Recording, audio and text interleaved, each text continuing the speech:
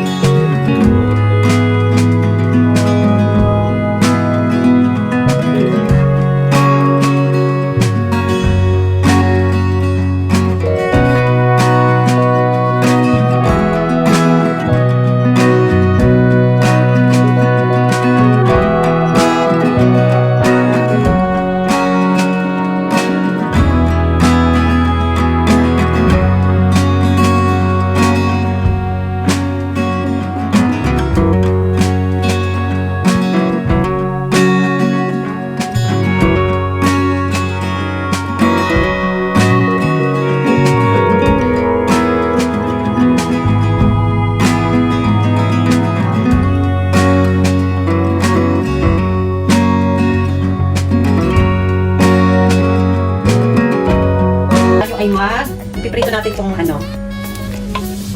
itong tofu. Yan siya. Hinihan natin itong apoy.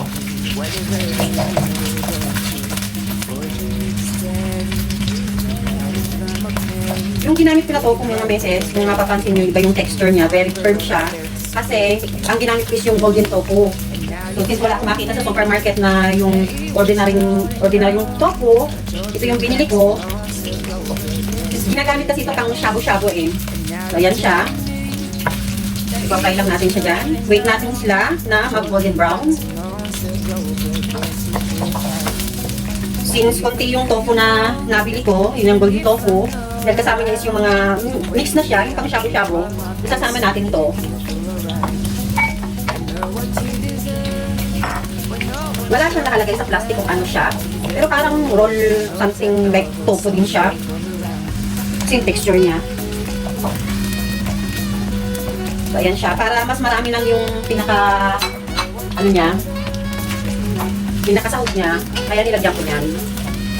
So, wait natin siya. Mag-golden brown mga meses. Isa-set aside natin yung pinrito na tofu. Okay, mga meses, balikan natin. So, ayan siya mga meses.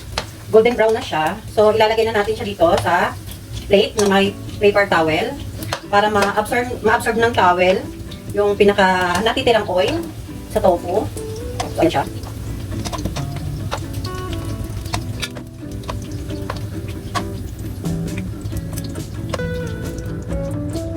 Ayan. So, after nyan mga meses, magsusutay naman tayo ng garlic. Talagang means garlic to mga meses. Kasi, magsiseparate tayo ng pang-toppings. Kaya, medyo brownin natin siya. At least mag-color brown siya talaga. Ang garlic. Masyadong lakas yung apoy.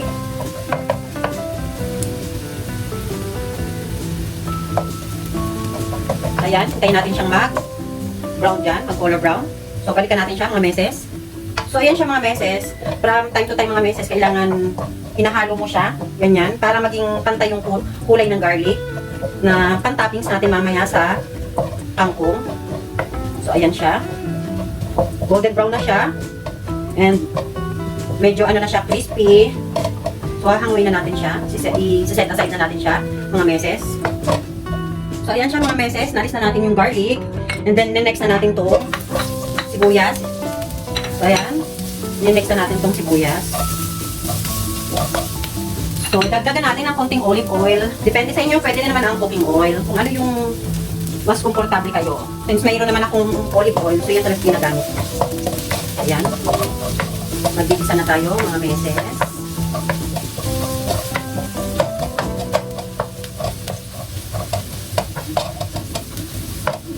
bango-bango mga meses ng garlic. So, dahil nag-separate ako, ayan, yung bawang, hindi siya masyadong brown kasi panggigisa natin. Sineperate ko na siya kanina. So, ayan siya. Nakagutong. Ang amoy, napakabango. So, ganyan ako. Ganyan ako mag-gisa, mga meses. So, bago natin nalalagay yung kangkong, mga meses, is kailangan, timplado na muna yung pinaka-sauce niya. So, lalagyan na natin tong oyster sauce. Ayan. Mix natin sila dyan. And then beef cube. Pepper.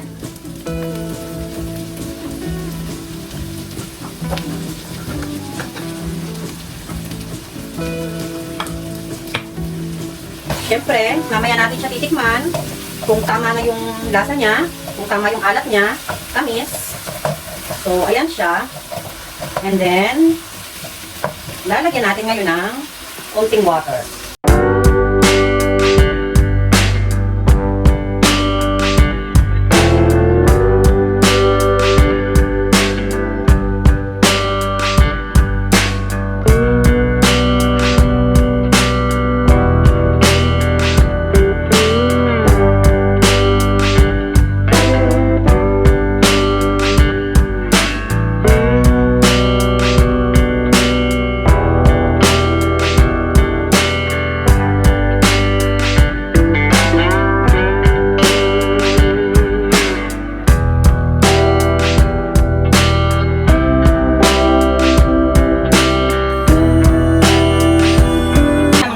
Malapot na yung sauce niya. Then, syempre, ilalagay na natin ngayon to. Dahil templado na siya, tama na yung alat, tamis, at anghang, kasi may ground black pepper. So, ilalagay na natin to, kangkong natin. So, itong ginamit na kangkong na to, ginamit kong kangkong na to is yung Chinese kangkong, kaya mahaba yung dahon niya mga meses. So, syempre, kailangan hugasan nyo ng ayos. Siguro mga naka-anin na beses akong hinugasan to. So, ayan. Madami siya mga meses, kasi favorite ng anak ko ng dalawa ko ang kangkong. So, pag nagluluto ako ng gulay, dinadamihan ko na siya.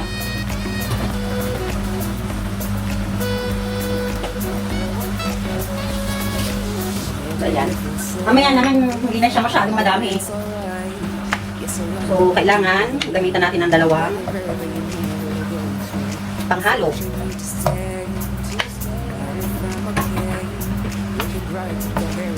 Baka natin ito. Handle nitong kawali.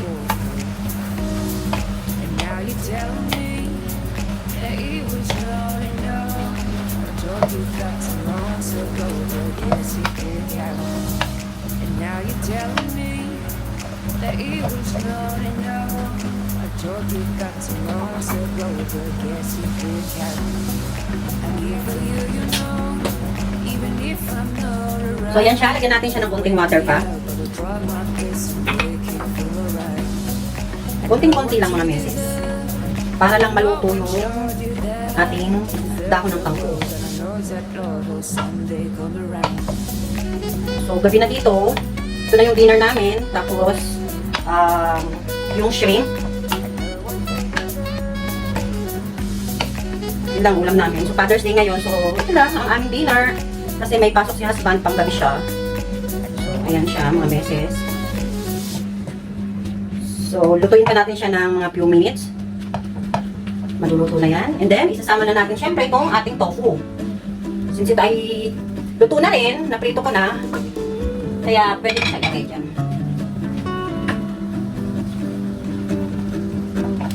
Pakuluin lang natin, and then medyo palagutin natin yung sabaw dahil nilagyan natin siya ng water para maluto yung kangkong. Since marami siyang kangkong. Ayan. Ang sarap-sarap na ng amoy, mga meses. Pero medyo lakasan na natin yung apoy at tayo magpapakulo na.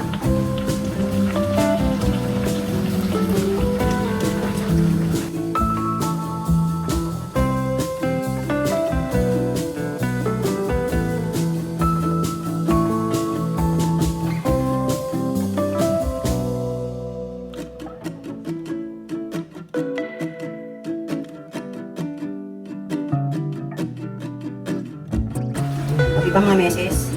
Ang damo na kanina, napakadami. Parang ito na lang yung matitira niya. Kaya ganun mga meses ang gagawin nyo. Titimplahin muna nyo yung sauce. Para hindi kayo dagdag ng dagdag.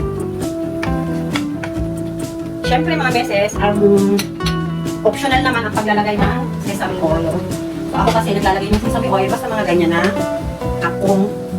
So lalagyan natin siya na at least isang kutsara ng kangkong.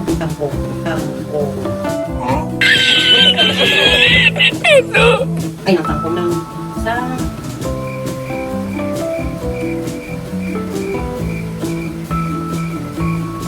optional naman to, pero mas maganda rin na maglagay kayo. Pero kung wala, okay lang.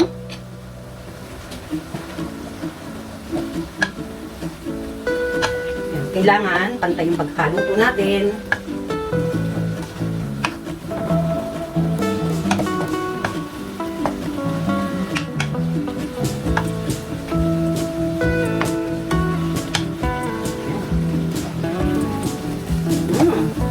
Ang bango-bango. So, yan, palaputin lang natin ulit yung water and then, pwede na siya. So, ayan siya mga meses. Malapot na yung ano niya, sauce niya. Nakasabaw niya. Tapos mga 3 minutes. Basta kunti lang yung lagay ng tubig. Yan, luto na siya.